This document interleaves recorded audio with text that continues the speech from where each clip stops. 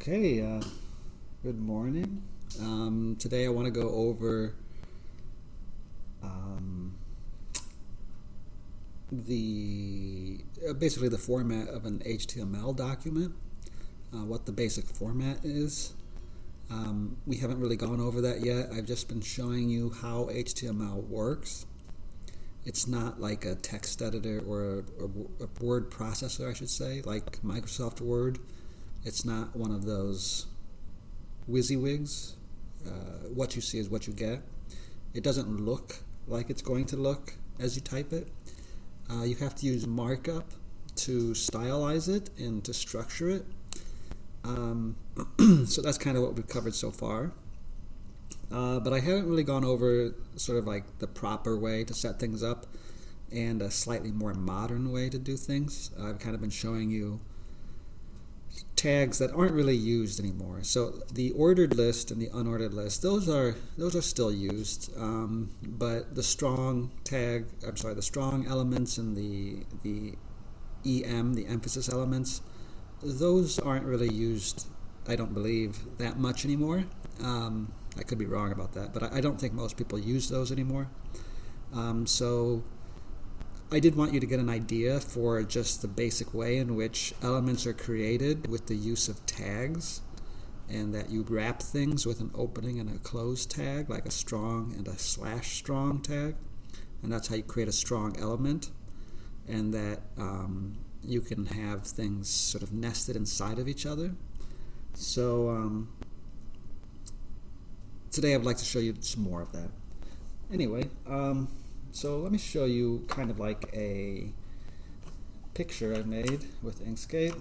Can I make this go up? There we go. So here is the kind of the structure of a website. I just colored different regions. Now this may not be colored like this. You may not see the borders.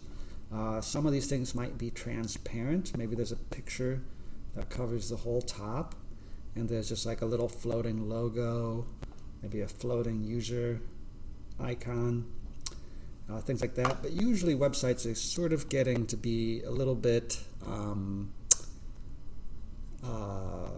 they kind of all follow a very similar format. Now if they're mobile friendly, they might be a little bit different. If you view it on a phone, maybe the menu's on the left, maybe there's a menu button and you click it and a side thing pops out. But typically, I see a lot of this kind of design on the web where you have a branding spot up here with a logo and maybe a company name.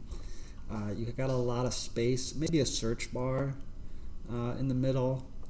And then on the right, there's usually your user account, maybe your shopping cart, and maybe a button to interact, or like maybe get help or about, maybe a search button. Maybe join, but usually a couple things in the upper right.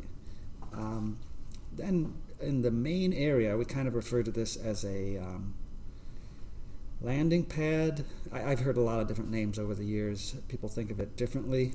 A term that I heard years ago, and I still like it, it's called your hero images. So like our school, you'll notice that it has a lot of the students doing things that we value at the school. So a lot of the themes, so like if you look at our, I guess let me go to it. Like if you go to our site, you'll see that I can get there finally, that's good. These are what are referred to as hero images. So typically when a company wants to like get people to choose them or buy whatever they're selling, they sort of show what they value. Like it's not just the product, but it's kind of like their values, what they support, what they do, and they call them hero images because it's usually you kind of want to celebrate something there. So we as a school want to celebrate our students and the community, so that's what we do. And we've selected, so we don't just pick photos at random. This is not like an Instagram. page. This isn't just like, oh, look at what the random pictures we took this week. No, they're chosen for a reason. Some of these you'll know are a couple years old. That doesn't matter for what we need right here. What matters, this is more like for people who are coming to the area looking for schools. Why would they pick our school? We want to show who we are by showing kind of like what we value. And so we choose photos for particular reasons. Now we've selected as the kind of photos that we choose, photos that show various themes. So we're looking for visual themes. The building is kind of just a random one.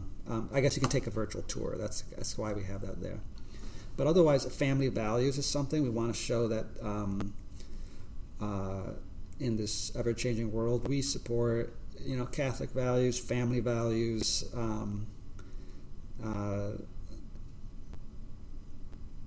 I guess, and all that comes with that. We also want to show that we believe in service. So here's an image where we're caring about service, giving back to the community. We believe in that sort of thing, and we promote that in our students. Now this one's kind of like an arts one. The other themes that we highlight are basically working towards a goal. So any image that we can get that shows people, maybe they're winning something. One of our themes is the celebration of achievement. So here's one, celebrating achievement, that's what we want. Here's another one, celebrating achievement, that's what we want. Also the values of, not just going it alone, but working together, that's something we want to show. Those are visual themes. But also not just hard work in general, but setting goals and working towards those goals. So even like a practice or something like that, it's not just celebrating achievement, it's also celebrating setting goals and working towards those goals and just the hard work with a purpose and trying to better yourself. We want to celebrate that. I'm trying to think what some of our other themes are. Definitely family values, celebrating achievement, working towards a goal. Academic scholarship, we want to show that that's something that we value. So anyway, this area tends to be what I would recommend for companies, and that is what I recommended for our school. We used to have things here like who won the little raffle drawing, so there would be pictures of cards, and it was like an announcement, like who won this, pick up your stuff here. It wasn't really selling us, and so one of the things that fortunately people listened, and we changed this finally. I recommended that we do what we ought to do and put hero images here, and that these images should really sell the school. They're not just informative, they're not just updates, they should be communicating who we are and why you should pick us. And that's why we've switched it now all to our heroes, people who we consider our heroes, and that's the people we serve, which is, now it looks much better than it used to. I can eventually show you. There's a place where you can go to see what the websites used to look like. So you can actually go back in the years maybe and see what things used to look like. But fortunately, they're looking better than they did before. There's always room for improvement, but anyway.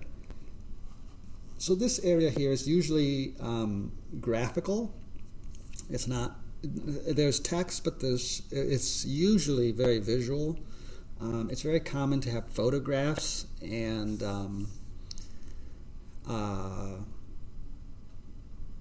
imagery, but you can also do graphics, but it's usually some sort of visual. There's usually some sort of like emotional appeal, and it's really trying to sell the business.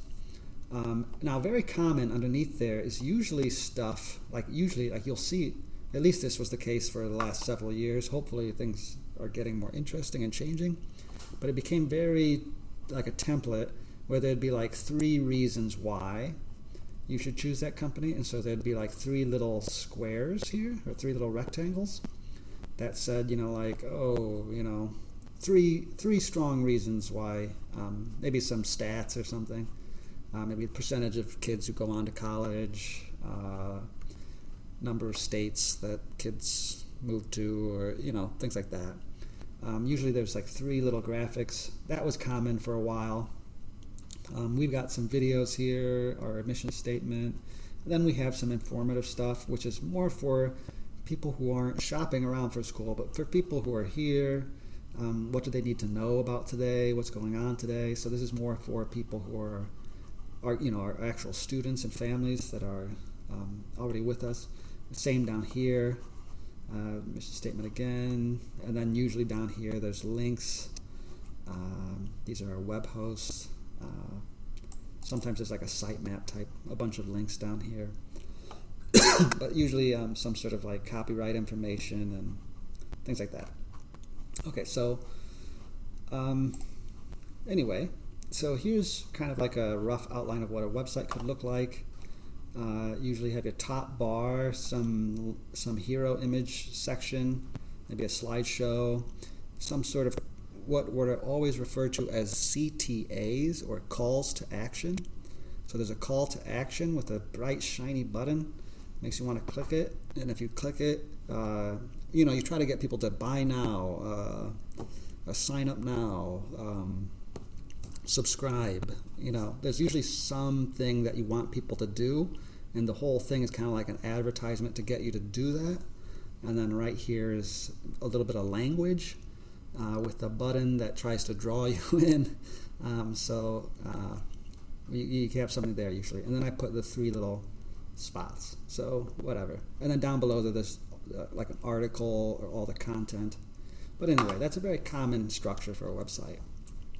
How I want you to think about this is like this on the left here. Think of it as rectangles that are nested inside of other rectangles. So the whole document is like a region. It's like a rectangular region. And there's 3 main regions inside of that. You've got your header, and that has a logo area, a gap area, and then some buttons like your account and your cart maybe. Then there's the image area. Then you have like a text area, your button. Now I put in a side text, you don't have to have that, but imagine that there was like this little sidebar with information, whatever. So you could have whatever in here. And then there's usually a section with your 3 reasons why. So sort of like some info, maybe some details, some stats. And then maybe there's more down here. Anyway, so even if things don't look rectangular, pretty much everything is going to be boxy. Like it's rectangles inside of rectangles. That's the way you got to think of how you lay out a website. Here's another representation. It's kind of like a tree. And there's the body of your website. That's the body of your document. Inside of the body is a header, the top bar, the image area, and then the 3 reasons why. In the header, you need your logo, you need that gap, and you need your top buttons. The top buttons have sub-elements. Everything's so the being lower on the tree means you're inside of the other element. So in the body are these 3, in the header are these 3, in the top buttons are these 2. In the big image area, there's the big text, and then there's the side text maybe, and in the big text area there's a button, the call to action. And then in your 3 reasons why, there are 3 boxes. So here's another representation. This is a tree. How would this look in code in HTML? Well, here's an example. So this isn't the whole document. This is just the content part of the document. But in your content area, that's delineated with, or demarcated with, the body element. So the body contains all the stuff the user will see. So you can see there's an opening body tag and a closing body tag. which creates the whole body element. And this is the body of your document. This is what you will see when you visit the page. There's a tag called the header tag, and that's going to be your top bar. Then you can put in an image element. Now, an image element, remember, you do not need a closing tag. You just need one tag. And I can give it an ID, so I want to know that this is the logo. Then I have another div is a very generic element. It stands for division, I think. So I have the header gap element. I have the top buttons element, also a div. And then inside of the div I have two images. One could be for the account, maybe like a little guy, like his shoulder and heads, like an account button, like in a circle. And then a shopping cart icon, maybe another image. So that's just how I would structure that. Then in the next section, there is a section tag, so I'm using a section tag here.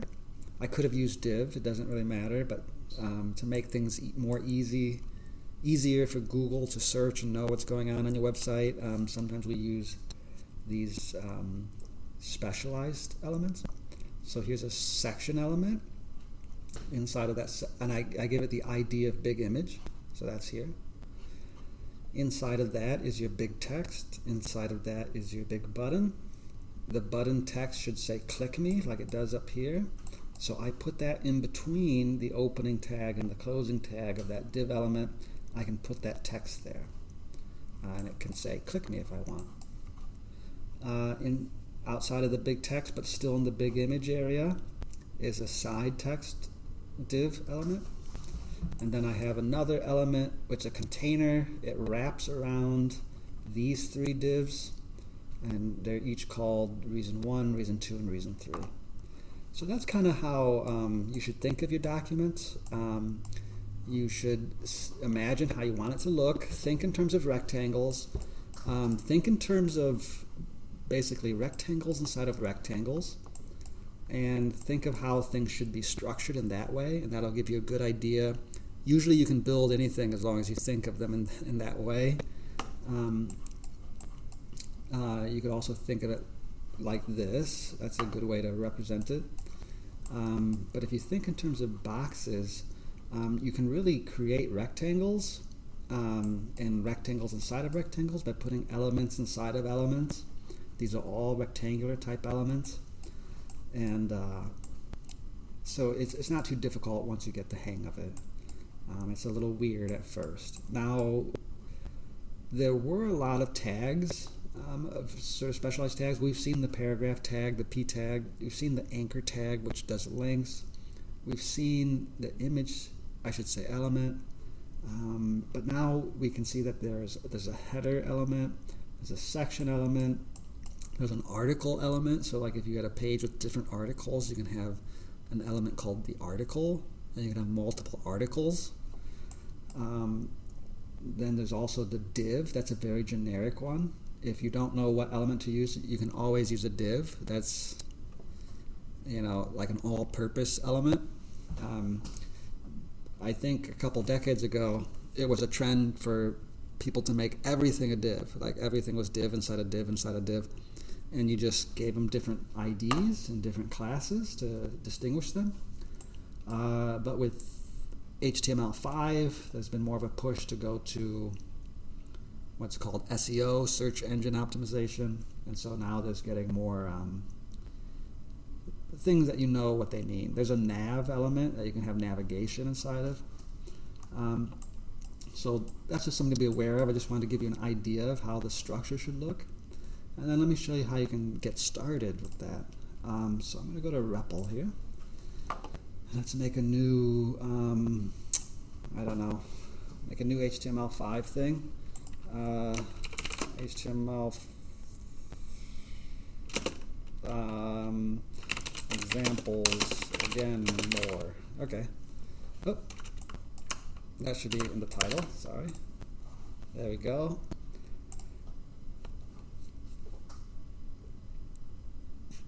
Okay, so now the nice thing about REPL, and most editors you might use, is that They start you with some code to begin with, and we'll take a look at that. All right, so HTML document, what is it? What do they give you to start off with? Well, here's the body element. So in here goes all the stuff that you'll see. So that's kind of what I showed you in that picture, what's inside of the body element. Now the structure of an HTML document, now if this weren't here, I'm going to cut it. You could just type HTML and press enter. Well, I guess it just gives you the node, but if you type HTML and you choose this one with the 5, you get like the full thing. So you don't have to remember this usually, you can just create it, and you get a pretty nice scaffolding. I'm going to go back to what they gave me to start with, but okay, so what do we get? We have this weird little element up here. It has an exclamation point at the beginning, there's no closing tag, it's all by itself. And I think it's kind of dumb, but it's pretty much always supposed to be there. I mean, your browser will be fine if you don't have it there. It doesn't do anything, but it supposedly tells your browser basically what HTML version that you're using, so it knows how to interpret what comes next. So usually they want you to say doc type HTML with lowercase like this to let the browser know you're following a certain set of standards. It doesn't have to be there. Everything will be fine without it, but it should be there to be best practices. But then you have now the main thing, ignore that I guess, but the main thing is that your HTML document, the structure of it, everything is inside of a root element, which is called the HTML element. So everything is in between the HTML and the /HTML tags. Inside of this you have two regions. I have the head, not the header, but the head of the document, which is stuff the user will not see. This is, you can ignore this, it doesn't really matter. Ignore this for now, it doesn't really matter. The title is what appears up here. So like if I say view this in a new tab, it says Replit. Well, what if I want that to be different? I can change it to my site. Oh yeah. If I run that and I refresh this, you'll see that up here in the tab, the title changes. So now it says my site. Oh yeah. So up here in the head, there's a thing called the title for the document, and that's what goes up in the browser here. In a later video, I'll show you how to add a little icon too. Now, the next thing you have is a link. So when you load a website, it just looks in the index.html file. But this tells it to also load the style.css and get any styles you want from there. So you need this in order to connect to this other file. That's the head section. Nobody sees it. It's not the contents. You don't see it in the website. In the body, that's the next section, that is what you do see. That is what the user sees on the site. So this says hello world. That's what you're going to see down here. There's also a link to another script file. So if you wanted to write a program, we're not going to do that right now, but that links you to the script file. So if I type in here, like if I go in here and type alert 1, and then I load it, because these files are linked because of that thing here, it'll say 1, it'll alert me. If I take that out, it won't do that because it's not connected to the file. It doesn't know to run the script. So I don't need that. You can delete it if you want. It doesn't need to be there. We're not learning scripts yet, but mostly we're going to be in here. We're going to be in the body, and this is where we're going to build our site. So if you get to here, this is good, and in the next video we'll start fleshing out some of this stuff. But this is just the structure of an HTML document. You have the root element, it's got to be HTML, everything goes in here. You've got the head element, don't worry about that so much right now. And then the body is where everything that you want on your website goes. So if you want to put an image, you put it in here. If you want to put text, you put it in here, paragraph here. unordered list here, ordered list here. I guess I'll show you one thing. So you can do this and then just show me that you've done it. I'm going to create a, let's see if I know what I'm doing. I believe a select box. And then inside of here, I'm going to say an option. An option, I'll say beef. And I'm going to do copy. Make a couple of copies. Beef, chicken, pork. There we go. So what kind of meat do you want? There we go. And then maybe in front of here, I'll say, choose your meat. And if I run that, this is what you get. I could put a break element here if I wanted this to be on a different line, but I'll leave it like this. Choose your meat. Maybe I'll put a break element after the select box. And I'll say, choose your tortilla. Oops. And then I'll say select. And then inside of the select tags, I'll press enter. That makes space, gives me some indented. I'll put an option for hard corn, soft corn, and soft flour, or maybe crunchy fried flour. How about something like that? Like what are those called? Chalupas. Okay, so now we just made some selection boxes with options inside of them. Here's another selection box with options, and you put this. I need a break to cause a line break between them. And then you get this website. If I refresh, I can choose, oh, I want beef. And then what kind of shell? I like soft corn, so there we go. I just need a submit button. But anyway, that's the beginning of how you structure things. You got all this stuff. You got the body, that's where your content goes that people see. And what I just showed you was drop-down menus with options, so that's something new. Anyway, I hope this made sense, and I'll see you in the next video. Boop.